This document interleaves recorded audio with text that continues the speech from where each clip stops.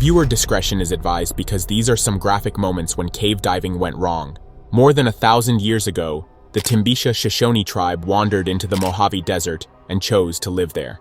This harsh, scorching land, stretching across California and Nevada, seemed like an unlikely place to settle, yet they made it their home. Over time, they adapted to the environment, creating a thriving community. Even today, about 300 of their descendants continue to live in the area. Within this vast desert lies an unusual and haunting feature. Near the California-Nevada border is a peculiar geological site surrounded by desolate, dry land. From above, it appears as a small crack in the rock, but up close, it transforms into a deep and eerie chasm. This formation stretches about 8 feet wide and 60 feet long, its depths holding a crystal-clear geothermal pool. The local tribe had many stories about this pool, now called Devil's Hole. One of the most chilling legends spoke of water babies, mysterious creatures that lived in the pool. These beings were said to snatch children who stayed in the water for too long. Some elders claimed that the pool was a gateway to a secret network of tunnels used by mystical shamans to travel across the desert. Today, Devil's Hole remains a place of intrigue and mystery. Scientists have uncovered some facts about it, but much remains unknown. Back in the 1960s, reports of its stunning underwater beauty spread far and wide, capturing the imagination of many. Among them was a young man named Paul Giancontieri. At just 19 years old, Paul worked as a cafeteria worker at a nuclear test site in Nevada. He became fascinated by Devil's Hole and often spoke about wanting to explore it. For a year, he dreamed about diving into its depths. Eventually, he convinced his friends, David Rose, Jack Alter, and Bill Alter, to join him on this daring adventure. On June 20th, 1965, the four friends set out on a 90-mile journey to Devil's Hole. At that time, the site was protected only by a fence, a far cry from the heavy security measures in place today. The pool's significance was not fully understood, and access was easier. However, the mysteries of Devil's Hole made it a dangerous place. The pool is unlike anywhere else on Earth, with some believing it might be the deepest cave in the world. At one point, people thought it led to a vast underground ocean. The water in Devil's Hole is ancient, flowing through underground tunnels from distant rain and snowmelt. This journey takes about 15,000 years. Alarmingly, because of nearby nuclear testing, radioactive water is expected to seep into the pool in another 15,000 years. Devil's Hole has another strange characteristic. It reacts to earthquakes from across the world. Even quakes thousands of miles away cause the water to churn violently, as if the Earth itself were stirring its depths. Scientists have no explanation for this phenomenon, adding another layer of mystery to the site.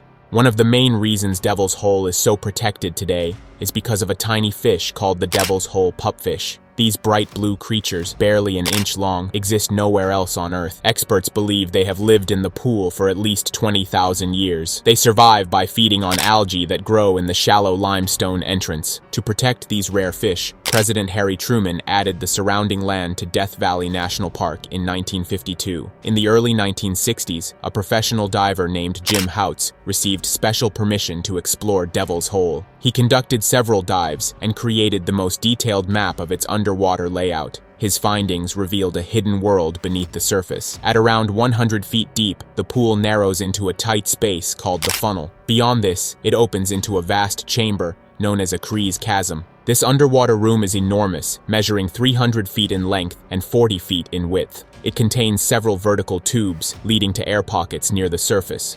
The floor of the chamber dips into a deep, narrow hole that descends further into the unknown. As the hole narrows, a powerful downward current develops, pulling anything nearby deeper and deeper. This underwater labyrinth is both mesmerizing and deadly. Its beauty draws people in, but its dangers are ever present. Many who have attempted to explore its depths have faced dire consequences, as Devil's Hole is not forgiving to those who underestimate its peril. Jim had been one of the few to explore the eerie depths of Devil's Hole, but even he could not find its true bottom. His detailed accounts of the shimmering, colorful rock walls of the underwater chambers fascinated many, including Paul. For Paul, the vivid descriptions painted by Jim were a siren's call. Though Paul was not a professional diver, his curiosity and excitement pushed him to plan a dive into the mysterious abyss. The plan, if it could be called that, was simple: go there and figure things out as they went. They tossed old air tanks, masks, snorkels, and flashlights into the car. It was far from a professional setup. On the evening of June 20th, Paul and his friends, David, Bill, and Jack, set out for Devil's Hole. They parked along a lonely stretch of Devil's Hole Road as darkness settled over the desert.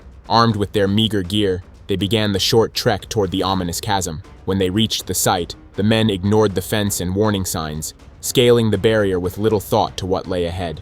The shimmering pool awaited them, its surface calm, but hiding unknown dangers beneath. Paul, David, and Bill stripped down to their bathing suits, eager to plunge into the crystal-clear water. Jack, however, decided to stay on the surface and keep watch. His friends teased him lightly before descending into the water, the anticipation of adventure masking the dangers lurking below. The flashlights cut through the water as the three explorers marveled at the eerie beauty surrounding them. Without sunlight to illuminate the walls, the colors were muted but still breathtaking under the beams of light. As they explored, Bill noticed his air tank was depleting faster than expected. Gesturing urgently to Paul and David, he signaled his need to return to the surface. The trio began their ascent together. Bill and David resurfaced just after midnight, excitement etched on their faces as they recounted their underwater experience to Jack. However, their joy quickly turned to concern when they realized Paul had not followed them back. The surface of the pool was eerily still, with no bubbles or light to indicate his location. At first, they hoped Paul had decided to explore a little longer, but unease grew with each passing moment. Deciding to act, David and Bill descended again into the depths. The water grew darker as they swam down, anxiety building with every kick. There was no sign of Paul, no bubbles, no light, only silence, and the oppressive blackness of the unknown. When they reached the 175-foot mark, Bill's air supply became dangerously low. He made the split-second decision to ascend without signaling David. The rush to the surface was frantic, his heart pounding as he broke through the water. On the surface, Bill's eyes met Jack's, and the shared look between them was heavy with fear. Something had gone terribly wrong. Bill clambered out of the water, his breathing ragged as they waited for David to reappear. Minutes stretched into what felt like hours, but David never resurfaced. The stillness of the pool seemed to mock their desperation. Panic surged through them as they realized both of their friends were missing. Bill and Jack raced back to their car, their minds spinning with dread. They sped down the dark desert road toward Las Vegas, the empty landscape around them amplifying their growing fear. Before dawn on June 21st, a rescue team arrived at Devil's Hole. The group included sheriff's deputies, park rangers, and a professional diver. That diver was Jim, the very man whose stories had inspired Paul's ill-fated dive. The weight of responsibility settled on Jim's shoulders as he prepared to search for the missing men. Organizing his team, he assigned roles and prepared them for the dangerous descent. As the divers entered the water, the families of Paul and David began to arrive at the site. The atmosphere was heavy with grief and worry, the hope of finding their loved ones alive fading with each passing moment. The water that had once seemed so alluring now felt cold and merciless, a predator guarding its secrets. The divers combed through the depths, their flashlights slicing through the inky blackness. The eerie quiet of Devil's Hole was punctuated only by the sound of their breathing through the tanks. Despite their best efforts, no sign of Paul or David was found. The labyrinth of underwater tunnels seemed endless, a maze designed to swallow anyone daring enough to enter. As hours turned into days, the search continued. The unforgiving environment of Devil's Hole revealed nothing but its haunting beauty. Paul and David's families clung to the slim chance of a miracle, their hope dwindling with each fruitless dive. Eventually, the search was called off, and the abyss claimed its victims without a trace. The tragedy left a mark on all who were involved. The allure of Devil's Hole, with its mysterious depths and mesmerizing walls, had turned into a nightmare. It was a stark reminder of the dangers hidden within its beauty, a warning to those who might be tempted to follow in Paul and David's footsteps. The pool remained as it always had, silent, enigmatic, and deadly. David had recently married Paul's sister,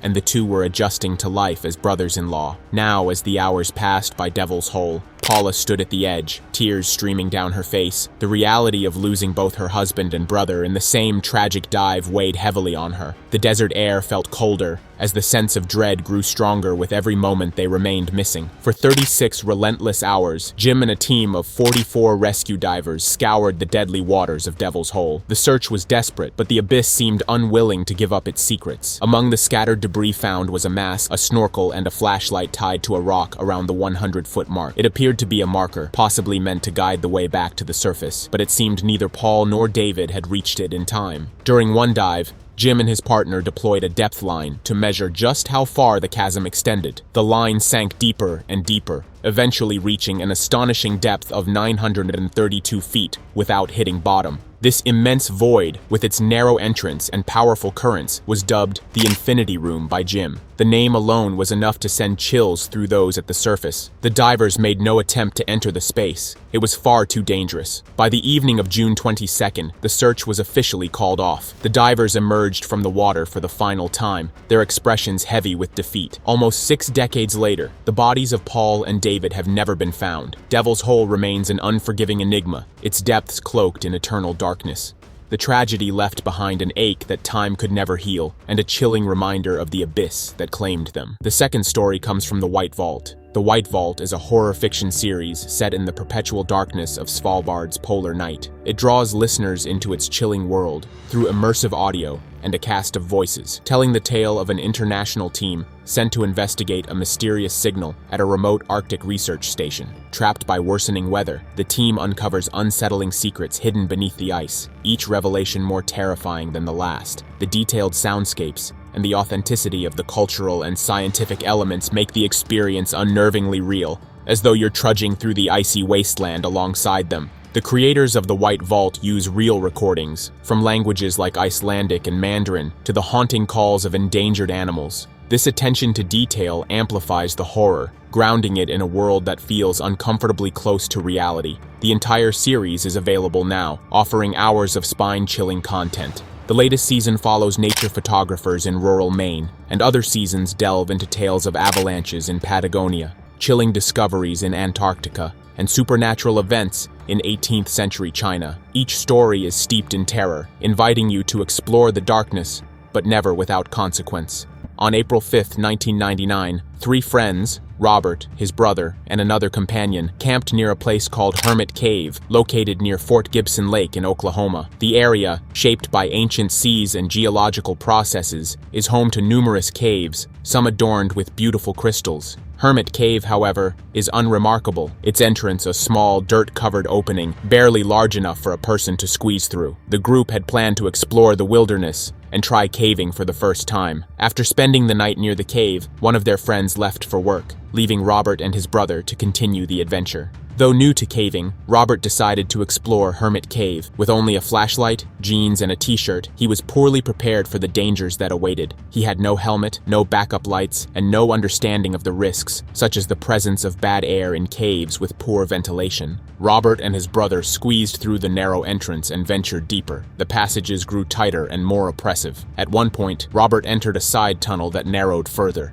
He pushed forward, crawling deeper into the darkness. 50 feet became 100, and the space became so confined that even taking a full breath was difficult. At 150 feet in, he encountered the smallest passage yet, a tight restriction that angled downward before opening into a wider space. Determined, Robert attempted to squeeze through. With his arms pinned to his sides, he pushed forward, the rock pressing against his chest and back. The mud beneath him clung to his skin as he struggled to move. Suddenly, he stopped. He was wedged in the passage, unable to go forward or back. The narrow tunnel held him in an unforgiving grip, his face pressed close to the wet, suffocating floor. His brother tried to pull him free but could not reach him or gain enough leverage to help. With no other options, his brother left to find help, leaving Robert trapped and alone in the cold, silent dark. Rescue teams arrived hours later, guided by Robert's brother to the cave's entrance. They faced immediate challenges. The narrowness of the tunnel forced them to widen it by removing rocks and dirt. The air quality inside the cave was so poor that fresh air had to be pumped in continuously. Even the thinnest paramedics struggled to breathe as they crawled toward Robert. The oppressive weight of the rock and the lack of oxygen made every movement a battle. Hours ticked by as rescuers worked tirelessly.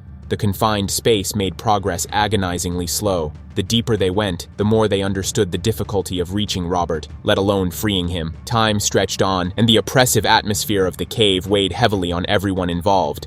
Finally, at 3 p.m., 5 hours after Robert became trapped, rescuers reached him. But it was too late. Robert was lifeless, his body face down in the mud. The cause of death was likely suffocation, either from the poor air quality or the sheer exhaustion of holding himself up in such a precarious position. Removing Robert's body was a grim and painstaking task. The cave's narrow passages resisted every effort, prolonging the ordeal. Eventually, they succeeded, but the tragedy left its mark on all who were there. Hermit Cave became a somber reminder of the dangers lurking beneath the surface What began as an adventurous exploration turned into a nightmare. The cave, silent and dark, had claimed another life. The memory of that day lingers, a stark warning about the risks of venturing unprepared into the unknown. The third story is about a cave that dwells underneath the tallest mountain in Canada. The tallest and most imposing mountain in the Canadian Rockies is Mount Robson, standing at nearly 13,000 feet, or 4,000 meters. It dominates the skyline, demanding attention with its towering peaks and sheer cliffs. Just a few miles to the east lies Trio Mountain, a much smaller and less striking sibling, but looks can be deceiving, and Trio Mountain hides something far more impressive within its rocky core. Beneath this unassuming mountain lies a hidden world that few have dared to explore. The Yellowhead Highway, the closest road to this remote wilderness, runs at an elevation of 3,000 feet. High above it, at nearly 4,000 feet more, lies the gaping mouth of Arctomys Cave. This is no ordinary cave. It is the second deepest in Canada, plunging an astonishing 1,760 feet 536 meters into the earth. Among the deepest caves in the world, it is a formidable challenge for even the most experienced adventurers.